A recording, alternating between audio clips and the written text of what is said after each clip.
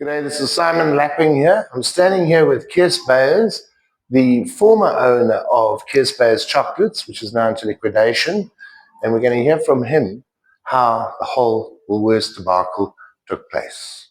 So this is our product development area that we have, and we used to employ about 5 people in this small area. We developed all the recipes for, mainly Woolworths.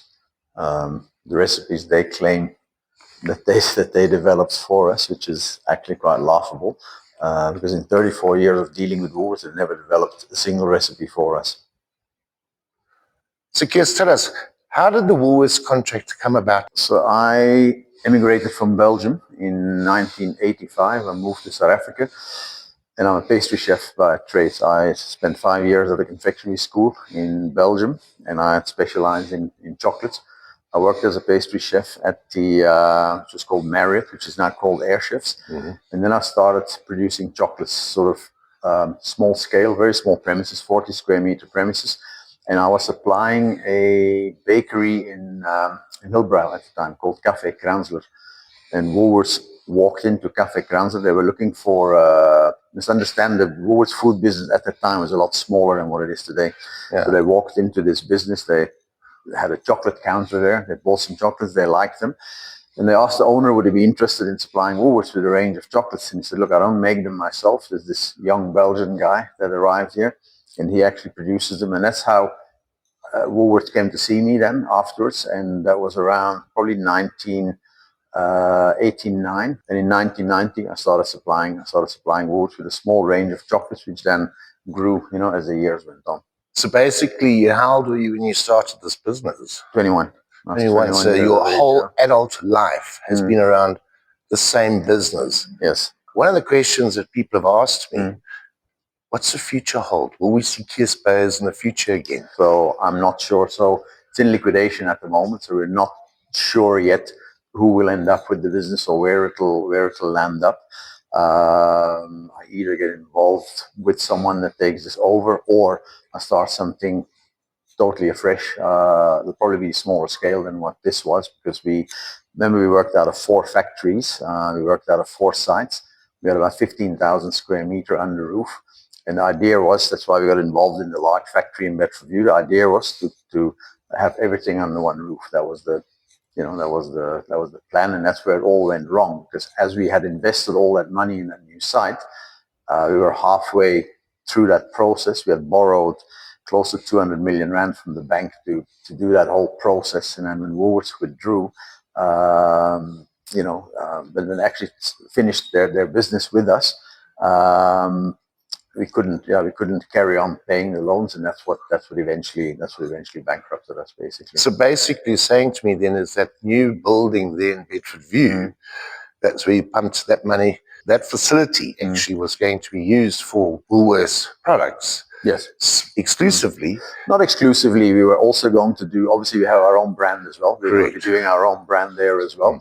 But I mean, Woolworths was our largest single client. They were just over 50% of our turnover. So obviously a big part of why we were moving was to obviously be more efficient, because working out of 4 buildings, brings its own problems. Correct. And there were cost savings attached to that as well. So obviously cost saving that were going to be passed on to the consumer eventually, So, and Woolworths, they were aware of this new building. 100%. They were involved in even the layout of the building. In actual fact, 2 weeks before they pulled the plug on us, my CEO got a call from Woolworths stating, Chan wants to know exactly how much was borrowed, what is the repayment.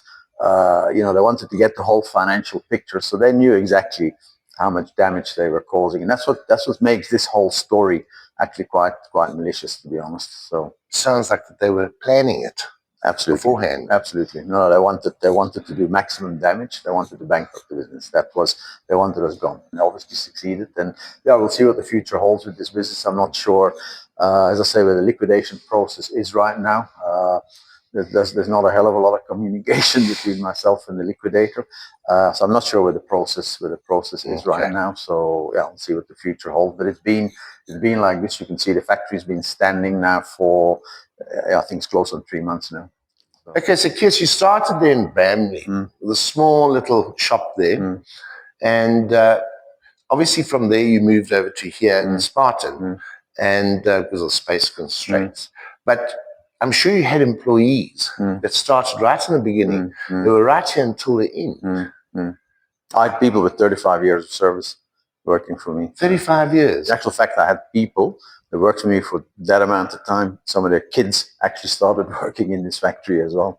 So it was wow. So it became a real family affair. And what concerns me is some of those people that probably be in their 50s now, and the hopes of them getting another job are pretty dim, I would very say. slim, yeah. Because that's all they know. They've worked here their whole life, and that's a tragedy of this, is that literally 700 people, full-time employees, lost their jobs here. And in season, we would employ another 350, 400 people. So in season, we would go up to 1,100 people for about 4 months of the year, which would be your Christmas, Valentine, Easter peak. So it's a lot of families, and that really is the actual tragedy. But if you take it, actually, if you think about it, that's 1,100 people, and in South Africa, we work on about 7 times, so it's 7,500 mouths. Then you still got the distribution and the supply chain system. So you're probably looking at about 10,000 people are affected at the end of the day. In Spartan, this is probably the biggest liquidation that I've ever seen in the last 10 years of any company that has such an impact.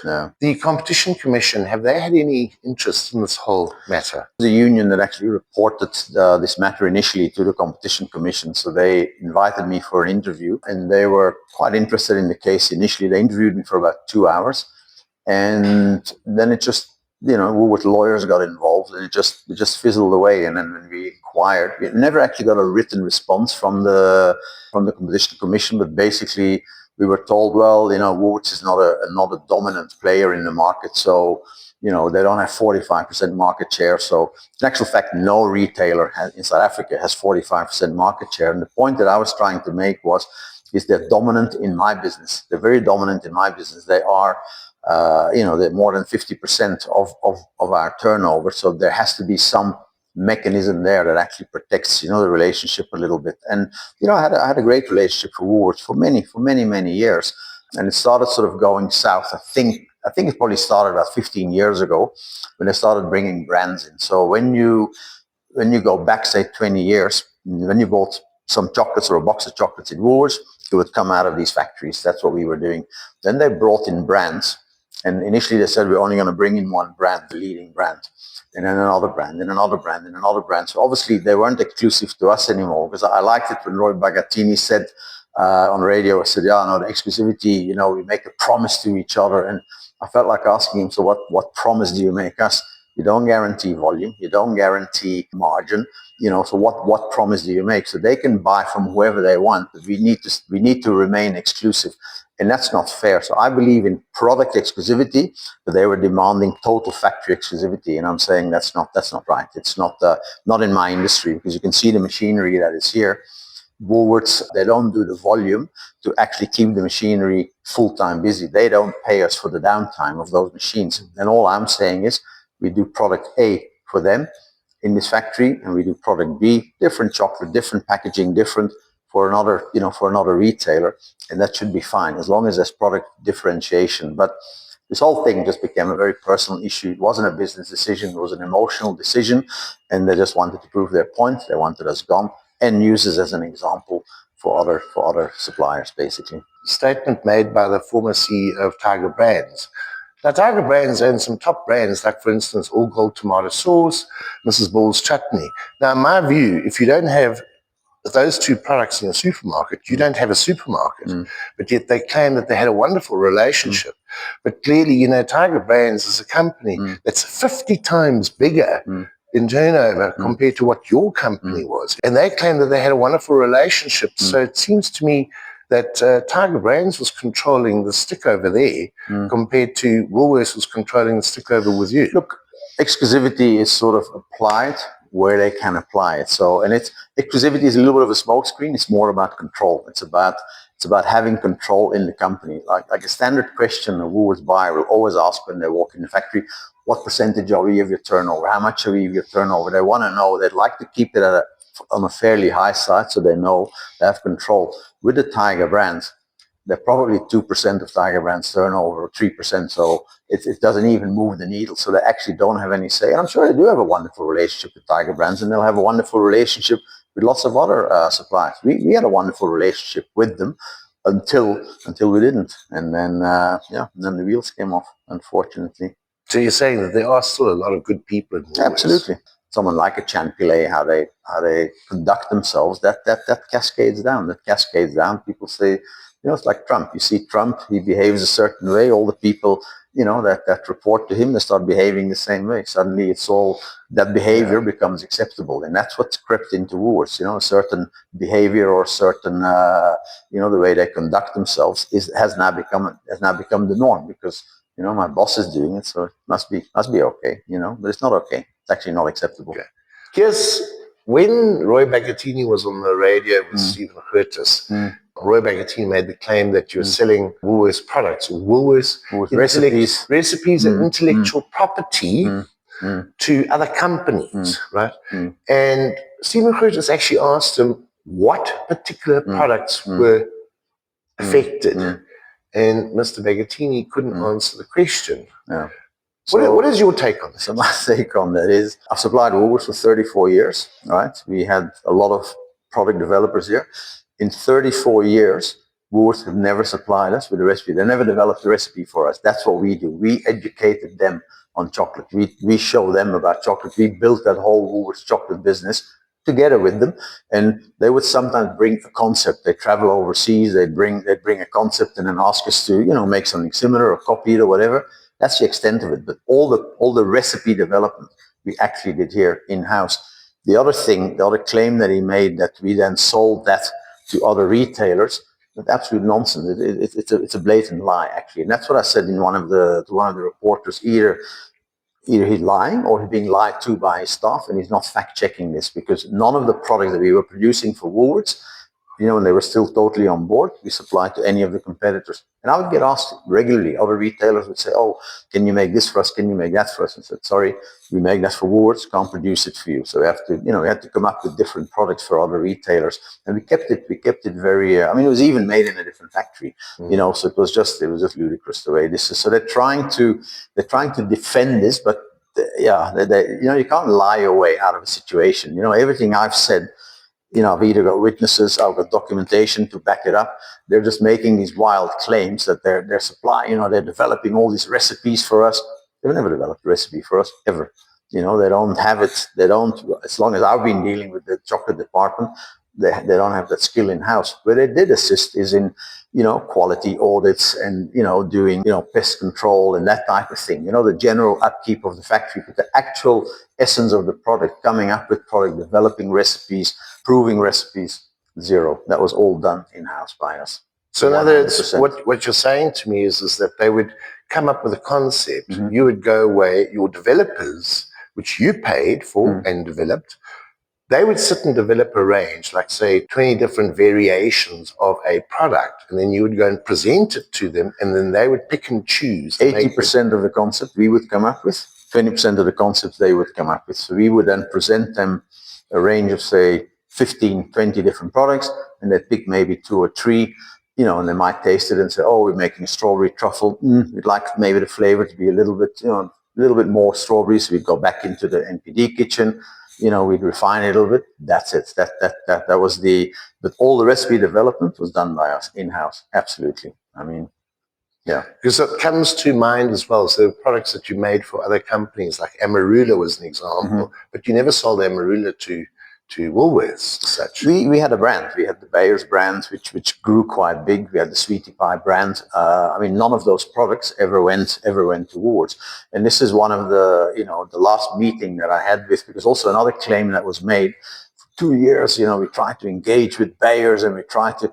That's nonsense. We were the ones reaching out to try and come to some compromise, and they just wouldn't hear of it. It was, you close down the other facility, you give us total factory exclusivity, you cease trading with Checkers and Pick and Pay. That was the ask. And, that just wasn't, that's not a reasonable ask, because we had quite a large business still with these other retailers in our own brand, as doing a small level of house brands for them as well. But the bulk of what we were doing with other retailers was our own brand. but wanting to cease trading with Checkers and Pick and Pay and Spars and the like, that's coming back to a situation whereby Woolworths demanded factory exclusivity. Surely that's against the Constitution. I would think it's illegal. I know for a fact in Belgium it's illegal. In Europe it's illegal. But yeah, here apparently, no one, competition commission hasn't picked up on it. They haven't re-looked at it. So I'm surprised about it. But it's Well, it tells me that there seems to be a problem with the Competition Act, in particular Section 8, which talks about exclusivity or talks about dominance as such. And to me, it's just a very poor example whereby they can allow a company to dictate who you can sell to. Yeah, and I think it's fundamental, and I think maybe it's my European upbringing. I'm not sure. I never went to school in South Africa. I did my, all my formal schooling I did in Belgium. I know for a fact this is highly illegal in Belgium. I mean, I've got friends in Belgium that also have chocolate factories, etc. And when I tell them the story, they are amazed. They're like, if that happened in Belgium, there would be hell to pay. But here, it's all good. It's all fine. Apparently, I don't think so. I think if they should looked at it properly, I think they would find that it's not all, the way it was handled and the way it was done, not all above board. So. Thank you, Kees, for this opportunity to talk with us. Thank you. Thank you for the opportunity. I really hope things go well for the future. I really do. Thank you. Let's just hopefully we'll see Kees Beyers come back in some way or another and bring our favourite products back. We'll be able to hopefully that Woolworths will understand that this is not the way business should be done. Thank you.